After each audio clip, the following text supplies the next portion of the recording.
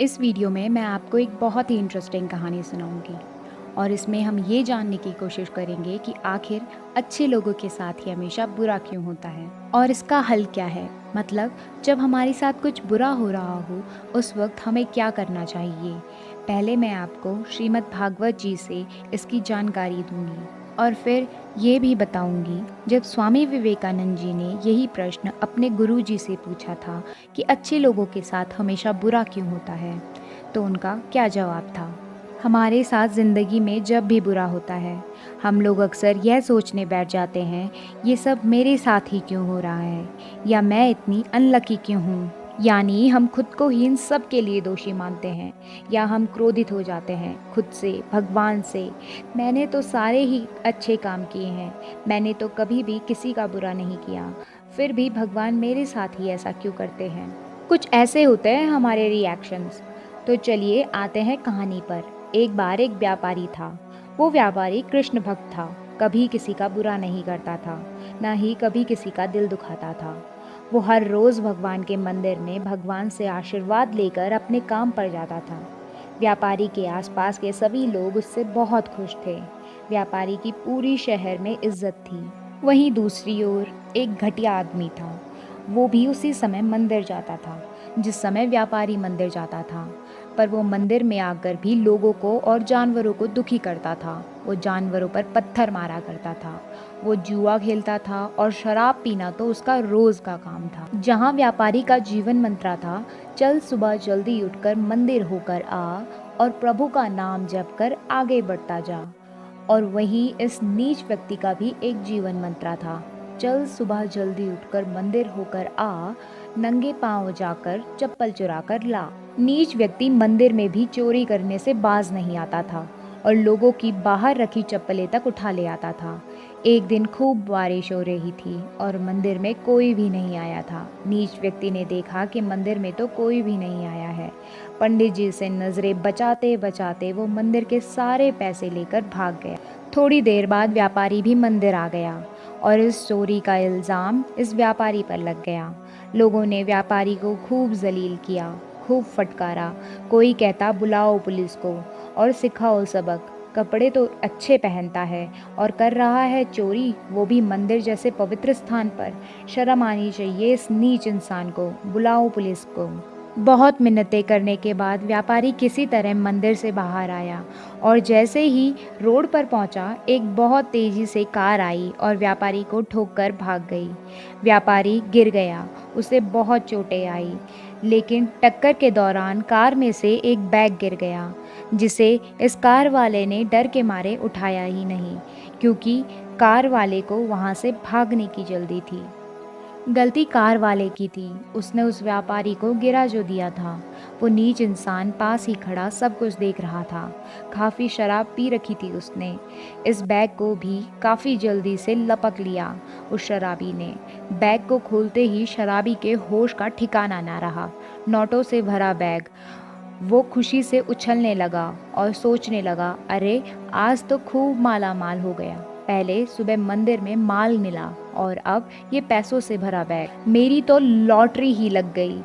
ये सुनकर व्यापारी सारा खेल समझ गया। व्यापारी उस समय तो कुछ नहीं बोला, चुप ही रहा। जब घर आया तो गुस्से में उसने भगवान की सारी तस्वीरों को उतार दिया। आज व्यापारी का सबसे बुरा दिन था। व्यापारी ने अपने बीवी बच्चों को बुलाकर चिल्लाकर कहा कि खबरदार, आज के बाद किसी ने भी इस घर में भगवान का नाम लिया, कोई भगवान नहीं है इस दुनिया में, सब पाखंड है। भगवान जैसी कोई चीज़ होती ही नहीं है, सब मन का वहम है। और अगर भगवान होते तो इतना भी नहीं देख पाते कि मैं चोर नहीं हूँ और वो पाखंडी इंसान चोर है। मैंने कभी किसी का बुरा नहीं किया और मेरी ज़िंदगी में इतना जहर और उस नीच इंसान के लिए पैसों से भरा बैग, कहाँ का न्याय है ये। कृष्ण भक्त का दिल अब पूरी तरह टूट चुका था। रात का खाना बिना खाए ही वह अपने सोफे पर लेट गया और उसे वहीं पर नींद आ गई। अब उसे दर्शन दिए भगवान ने। भगवान ने सपने में उसे आकर बताया, जानता है आज तेरी जिंदगी का आखिरी दिन था, आज तेरी मौत होने वाली थी, क्योंकि पिछले जन्म में तूने भी ऐसे निहत्थे साधकों पर गाड़ी चला दी थी और उन सब साधकों की मौत का ऋण तुझ पर बकाया था। उस नीच व्यक्ति के पिछले जन्मों के कारण उसे राज मिलना था, लेकिन उसके इस जन्म के बुरे कर्मों के कारण उसे कुछ पैसे ही मिले।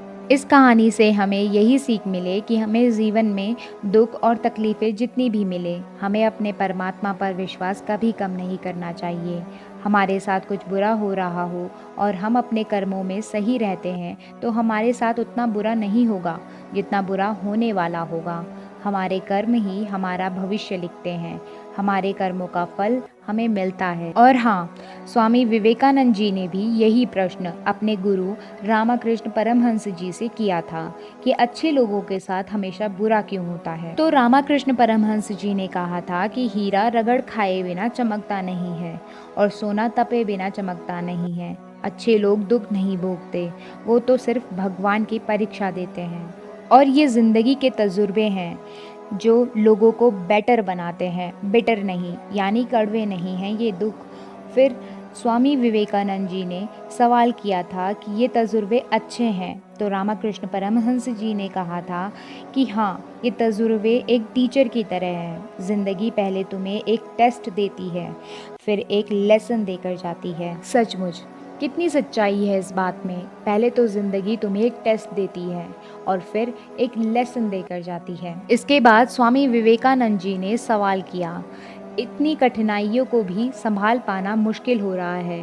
तो रामकृष्ण जी ने कहा, आंखें केवल दृश्य देखते हैं, दिल रास्ता बताता है, इसलिए अपने अंदर झांक कर देखो। परेशानी का हल बाहर से नहीं अंदर से मिलेगा। फिर स्वामी विवेकानंद जी ने सवाल किया, क्या असफलता दुख नहीं देती? इस पर रामकृष्ण जी ने कहा, सफलता या असफलता दूसरे देखते हैं, इंसान खुद तो केवल अपनी संतुष्टि देखते हैं। और फिर स्वामी विवेकानंद जी ने एक और सवाल किया जो अक्सर लोग करते हैं, हम हर समय मोटिवेटेड कैसे रह सकते हैं? रामकृष्ण जी बताते हैं, हर दम ये देखो तुम कितनी दूर आ चुके हो और ये मत देखो कि कितनी दूर जाना है। भगवान ने जो भी चीज़ें तुम्हें दी है उन चीज़ों की ओर देखो और जो नहीं दिया उसके लिए मत रो। रामकृष्ण परमहंस जी बताते हैं, मुझे ये चीज़ बहुत हैरान करती है। लोग दुख मिलने पर पूछते हैं मैं ही क्यों, और सुख मिलने पर कोई नहीं पूछता कि मैं ही क्यों। इस वीडियो को मैं भी रामकृष्ण परमहंस जी की बताई गई बात पर ही कंक्लूड करती हूँ। अतीत का सामना करो बिना किसी पछतावे का, वर्तमान का सामना पूरे साहस से करो और भविष्य का सामना करने के लिए तैयार रहो। वीडियो अगर पसंद आई हो तो लाइक करके उस व्यक्ति के साथ ज़रूर शेयर करना जो परेशानी से जूझ रहा हो। जय Shri Krishna. Thanks for watching.